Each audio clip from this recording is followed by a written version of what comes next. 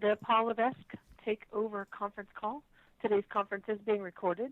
At this time, I'd like to turn the call over to Mr. Adam Hopkins. Please go ahead, sir.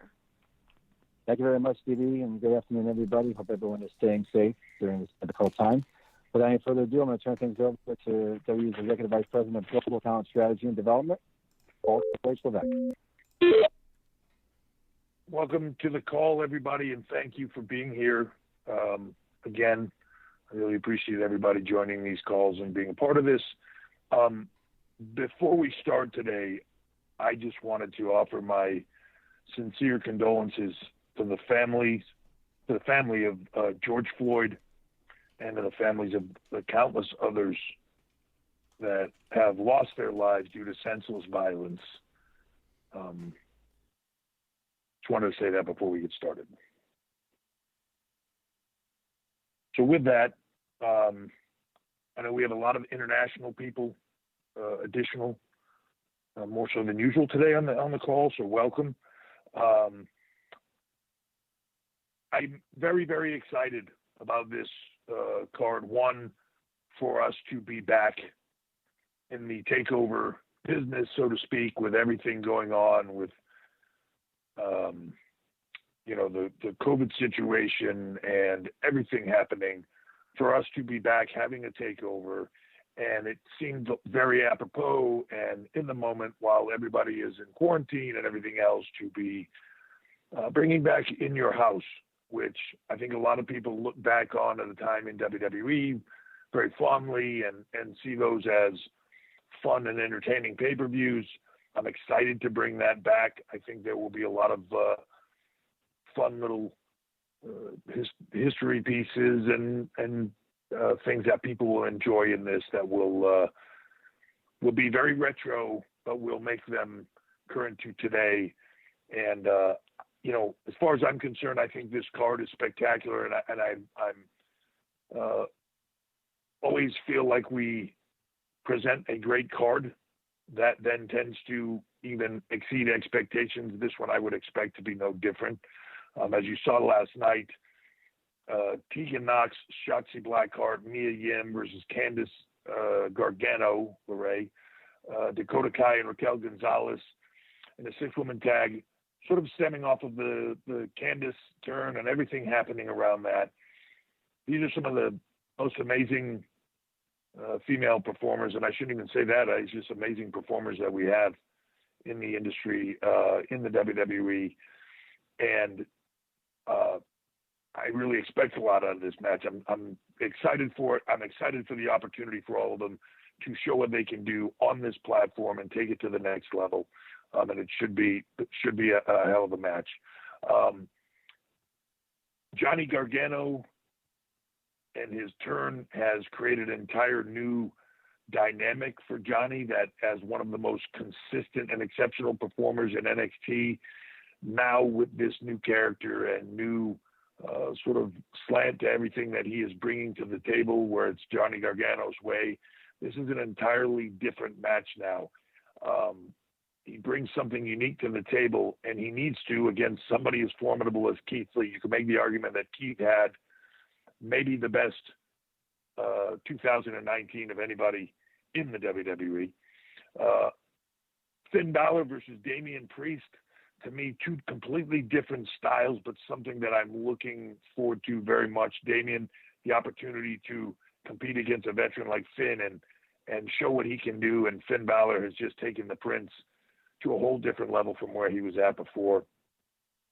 Velveteen Dream and Adam Cole for the NXT Championship is going to be done out of the arena, off-site, as everybody knows. I don't necessarily like using the term cinematic because I don't feel like that is. This will be there will be a ring. This will be what we do, but it will be different and in a different environment and shot differently. And I think people are going to really enjoy this, and it was spectacular. So I think this will be off the chart. For the NXT Women's Championship, the triple threat match, Rhea Ripley, who we talked about Keith Lee's 2019, you could put her right up there with it as probably on an equal of, one of the best 2019s of anybody in the business.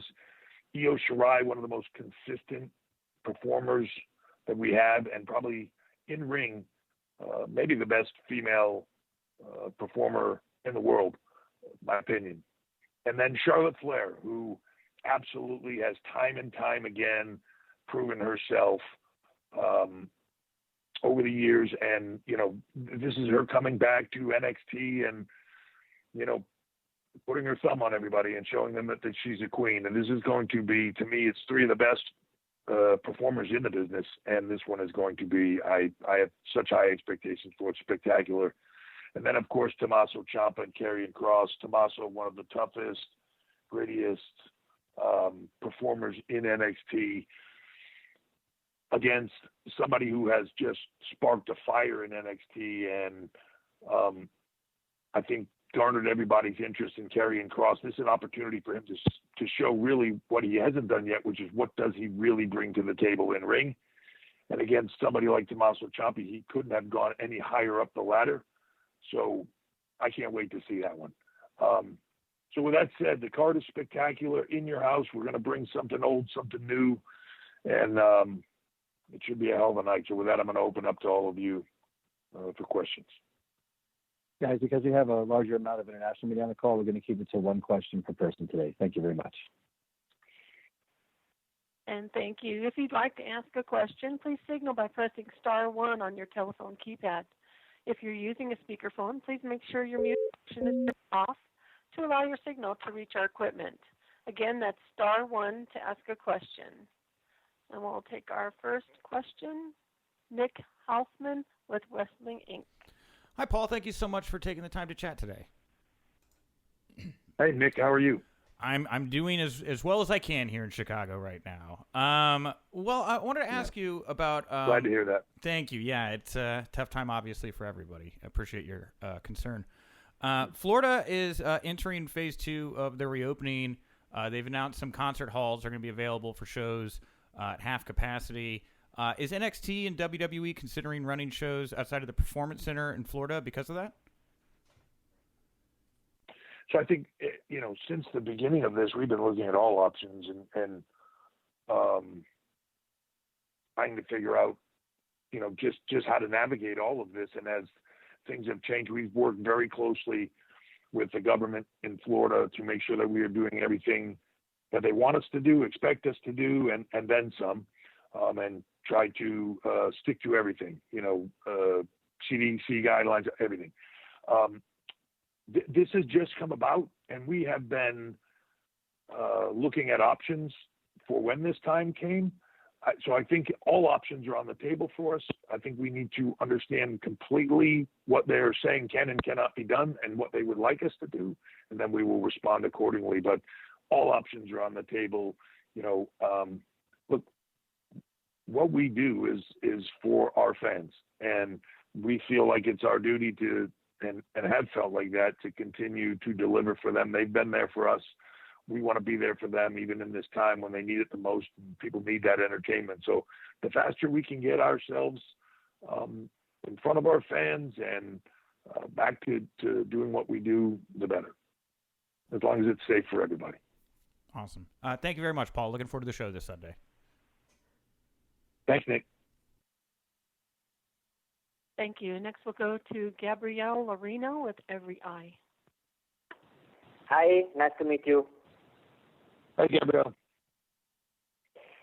You have just celebrated 25 years of career in WWE, in which you have achieved great results, not only as a wrestler, but also outside the ring, and congratulations.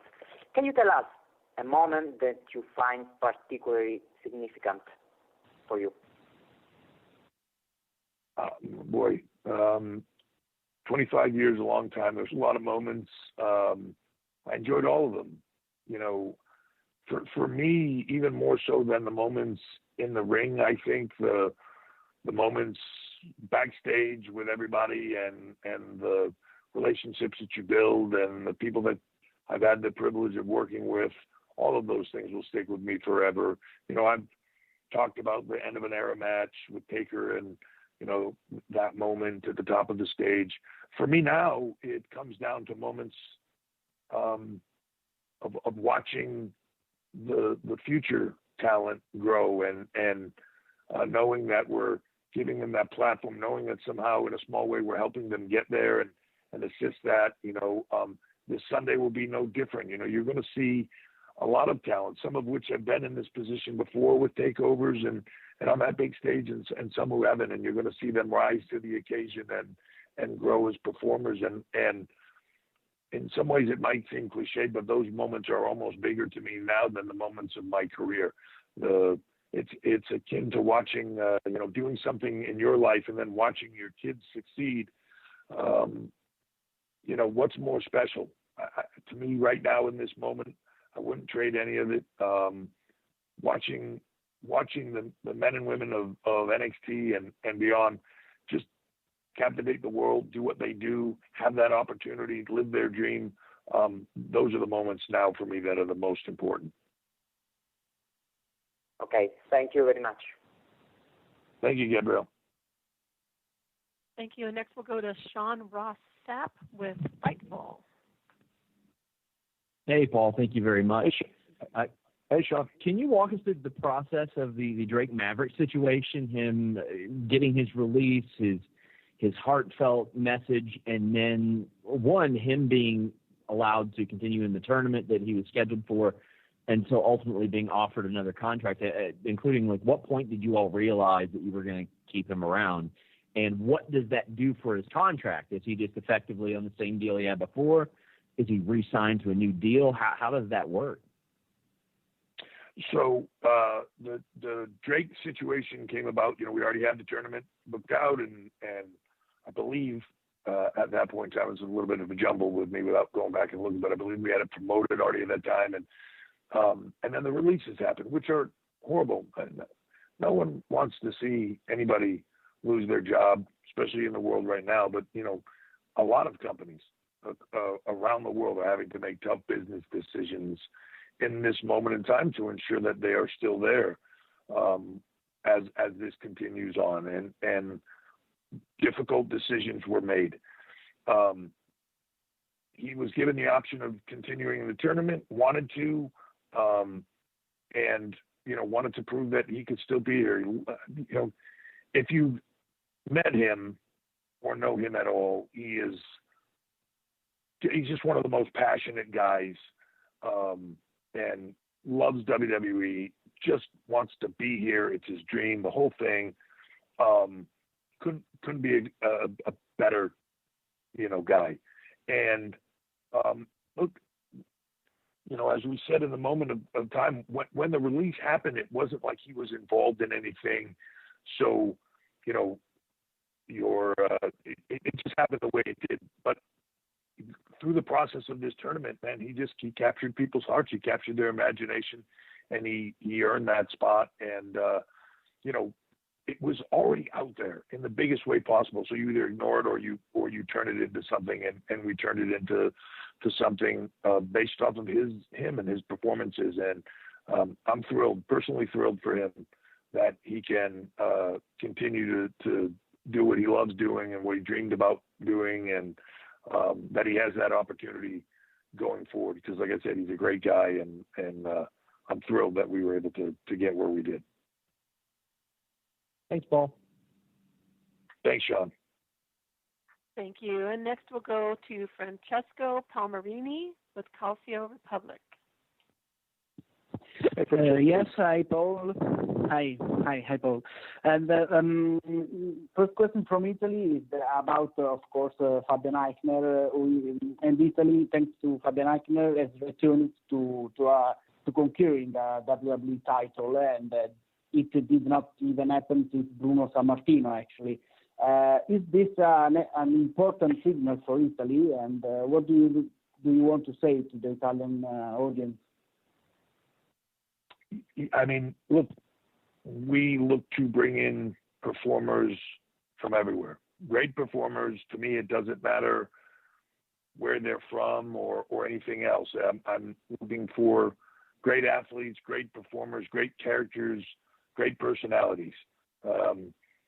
Fabian is all those, and I'm thrilled for him that he's in the position he's in. I would think that's very important in Italy. But to me, to me, he's just a phenomenal talent. And like I said, as we look all over the globe, we have talent from just about everywhere. The diversity of our rosters and our performance center and NXT and everything else is there's a ton of diversity, and I'm very proud of that. So excited for him and excited for the position he's in, and he's got the whole world in front of him because he is an incredibly talented guy. Okay, thank you very much. Thank you, Francesco. And thank you. And next we'll go to Mike Johnson with PWInsider.com. Hey, Paul, Wow, how are you? all the way down the list. What happened? Yeah, Mike, right. People stuck at home Just pushed you to the right. Sorry. How are you? Sorry. I'm good. I hope you guys are doing well as well. You mentioned the cinematic quality of Velveteen Dream against Adam Cole. We've seen in the last couple of months, WrestleMania was pre-taped. Money in the Bank had elements of live and cinematic. For a takeover, since this is the first one of this era, what's the ratio of live content that's taking place as we watch it versus material that's been taped in advance? Obviously, the cinematic stuff is going to be more production quality and elements to that, but the rest of the show, what are we looking at? Yeah, so basically everything else in the show with the exception of the Velveteen Dream Adam Cole match is live. And as you know, that match has already been done. And it was shot outdoors, so there was some component to that of weather that we wanted to be cautious of. But everything else within the show, match-wise, will be live. All right, thank you. Thank you, Mike. Thank you. Next we'll go to Federica Silva with Sport Fair. Hello, hi Paul. One question from Italy. One of the most important match of NXT Takeover is the triple threat match for the NXT Women's Championship. What do you think about the great success reached by WWE female superstar in the last years?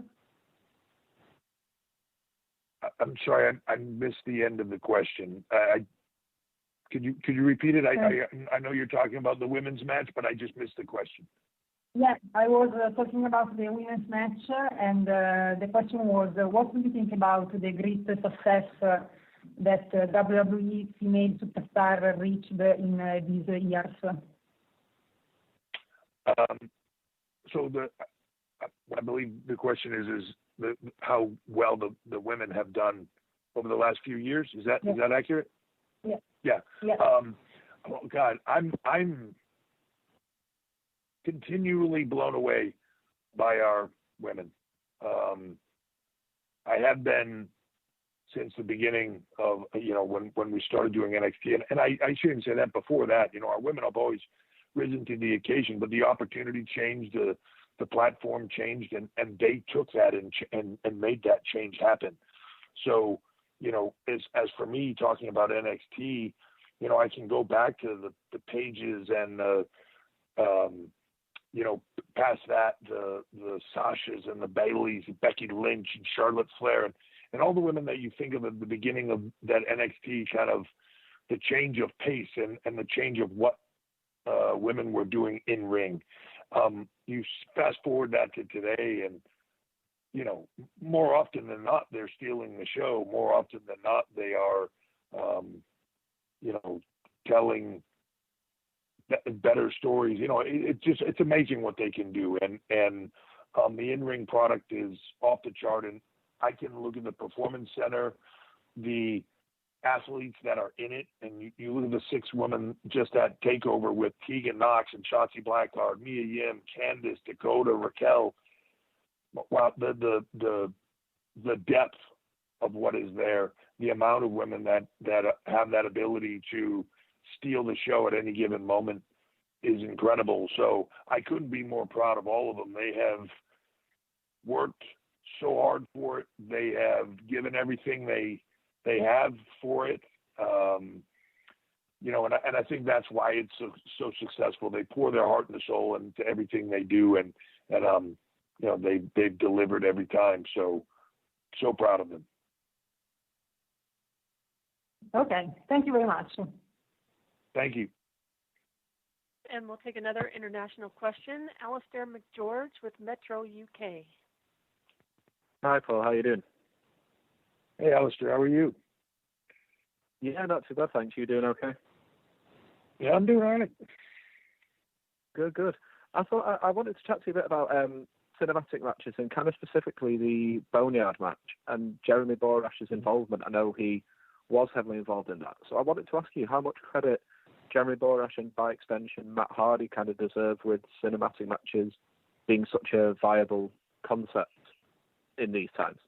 Well, it's a funny thing that people say, like, all of a sudden there's this moment that there's this cinematic thing that happened, but like people were doing that, 20 years ago. Rock and Mick Foley, Halftime Heat, Austin and Booker in the grocery store.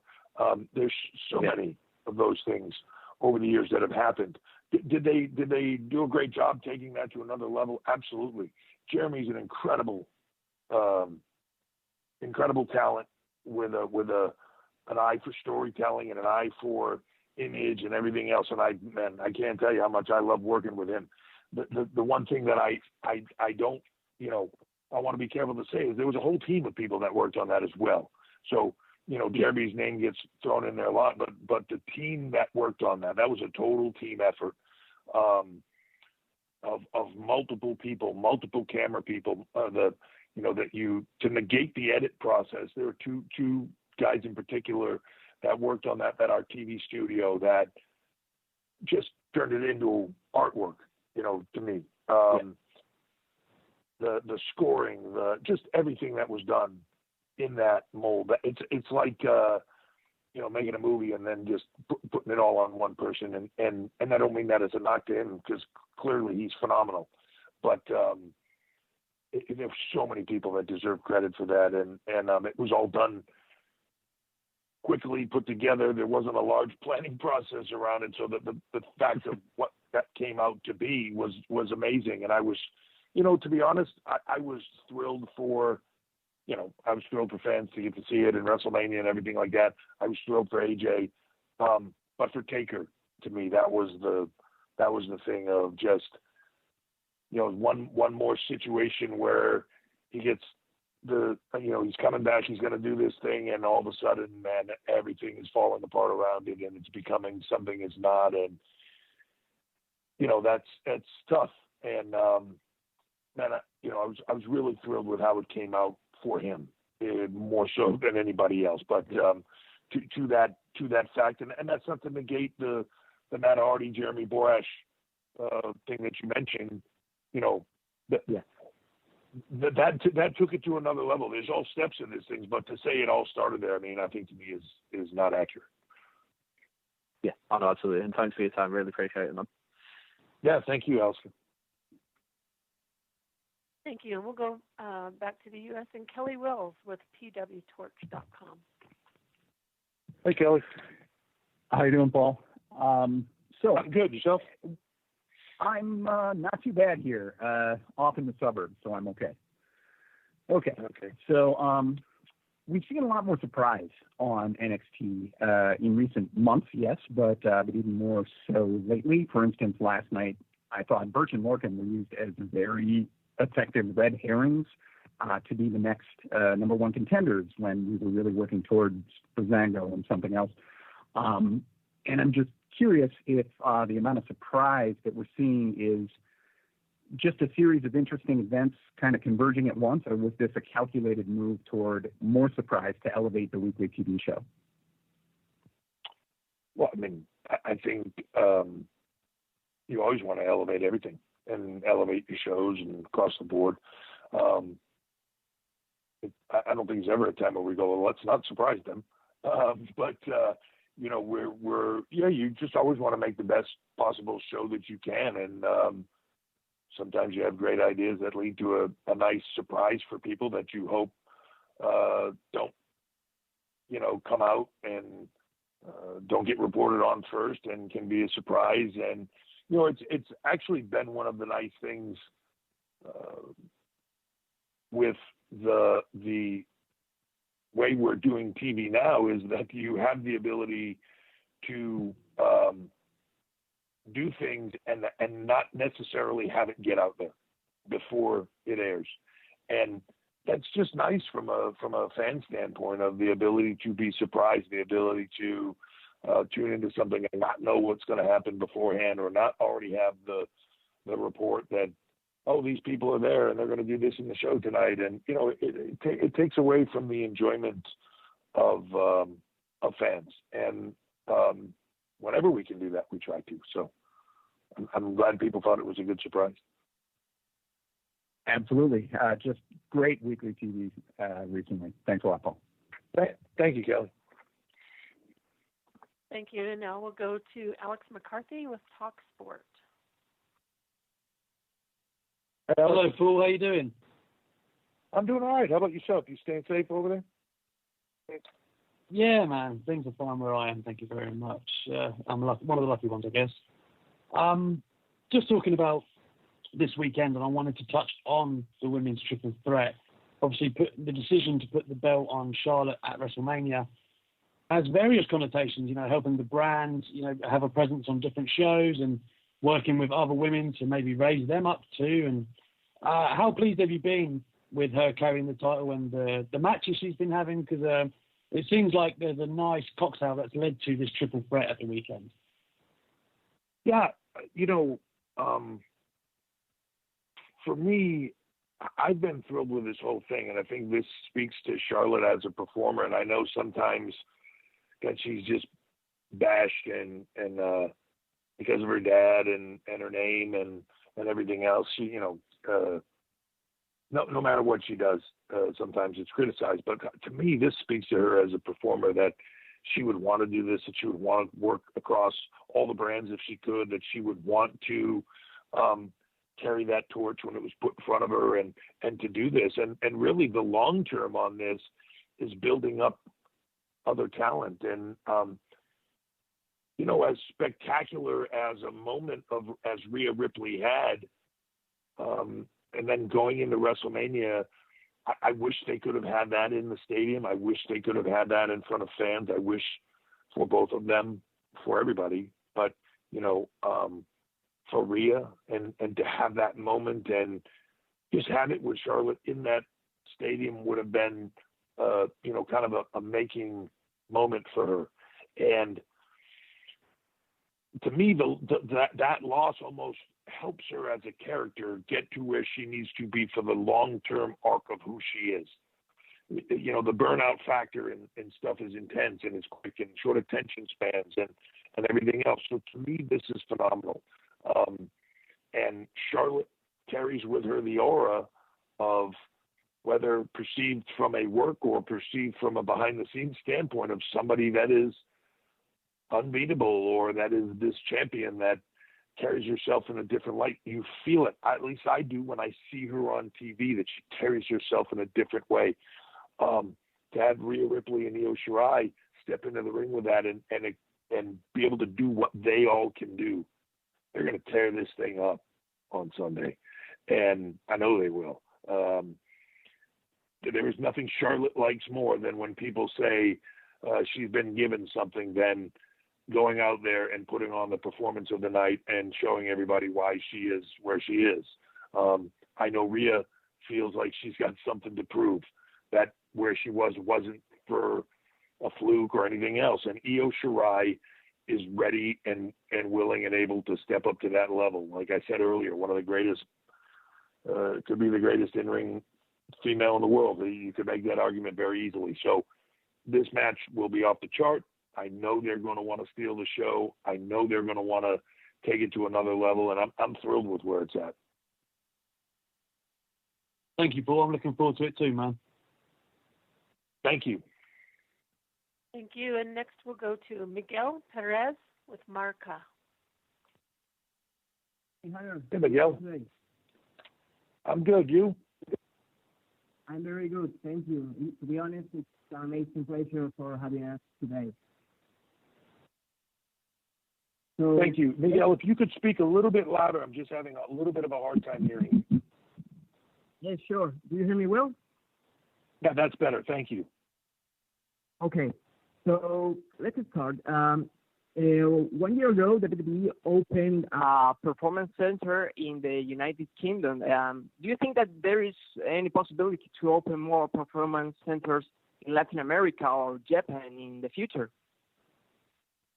Yeah, yes, I think that is still a goal. The international expansion, so to speak, whether that's performance centers, whether that's recruiting in markets, whether that's creating localized content like we've done with NXT UK and having a brand there on the ground. You know, the moment in time we're in with a global pandemic and everything else has you know, obviously put a lot of that on hold, and you have to figure out where things will go after you come out of this situation. But that is very much still the goal. You talk about the UK Performance Center and NXT UK, we're still as committed to that as ever. I can't wait. I know we have a lot of athletes chomping at the bit that can't wait for the reins to be taken off, or the restraints to be taken off, and let them get back to what they do and what they love to do. And I think that product will, once when they're given the green light, that product's going to be spectacular, just from their enthusiasm. And I can't wait. You know, we have a lot of talent too. When all this first started to happen, you know, talent like Pete Dunne and everybody, we sent them home just because we could see some of this travel stuff coming, and try to get them back and everything before it became problematic. And now we're just waiting for this to open up so that we can get back to doing what we do, and they can get back to their careers. And so, you know, when all of this is behind us, it'll be very exciting for them, and also globally, that expansion will be huge for a lot of markets. Hey, thank you so much, Hunter. And again, it has been a great pleasure to talk with you. And I hope that NXT Takeover in your house is going to be a great show. Thank you. Thank you, sir. All right, next we'll go to Jason Powell with ProWrestling.net. Hey, Paul, how are you? Hi, Jason. How you doing? Doing well, thank you. So I guess my question today is, are the wrestlers and crew receiving actual COVID testing now? And if not, why not? So the testing that we do is we have obviously a medical experts on our team, led by Dr. Maroon, Dr. Dugas. So they work with CDC and the government to determine what is the best approach for us to take to ensure the safety and the wellness of our performers. And that is what we do. That is working with the local and federal government. You know, when you begin to talk about various types of testing, and there's a lot of that thrown around, the accuracy of those tests become questionable, and how and everything else. So, you know, we need to do what we're being told to do by the medical experts. And once that widespread testing that is accurate becomes available, we will do so. But the accuracy of those tests has to be there first. But in the meantime, our medical protocols are extensive, and most importantly, they've worked. Very good. Thank you for your time. Thank you. And next we'll go to Rahul Ramakrishnan with Republic. Hi, Paul. Rahul here. How are you, sir? I'm good. How are you? Very good. Okay. Paul, so I'm calling from India, and there's a huge fan following that WWE NXT has in India. It's been happening in India in the last 2 months, and people are hooked onto WWE and NXT and watching the matches over here in India, because WWE is the second most watch sport in India after cricket. So just wanted to understand you with you that what kind you faced while pulling off a tournament like Takeover during the current situation, and any message you want to give to your fans in India. So I missed the first part of the question about the tournament. Sorry, it cut out for half a second. Could you repeat that? Yeah, sure. So I was just asking, in the current scenario, what are the challenges that you face while pulling off such a huge tournament like Takeover? Well, in this time, obviously, the safety and health of our talent is first and foremost. So the challenges have been many. Challenges with the location, with keeping everybody safe, all of that, as everybody else has. But we're one of the few things that has been able to stay out there and keep putting out product even without our fans being there. So it's very challenging. And as far as India goes, I'm very excited about our fan base in India. I've been there many times. It's one of my favorite places, and the fans there are second to none. I cannot wait for this to all be behind us so that we can get there and increase that footprint in India. I would love to bring NXT there. I would love to get further into that market and see where we can go with it and develop it and make it increase that fan base and their passion even more. Really, really get in there and deliver something for them special. All right, sure. Thank you, Paul. Thank you for that. All right, guys, we're going to do 2 more calls, and then we're going to wrap it up. Thank you. Thank you. Our next one will come from Christian Bruns with Power Wrestling. Hey, Christian. Paul, good evening from Germany.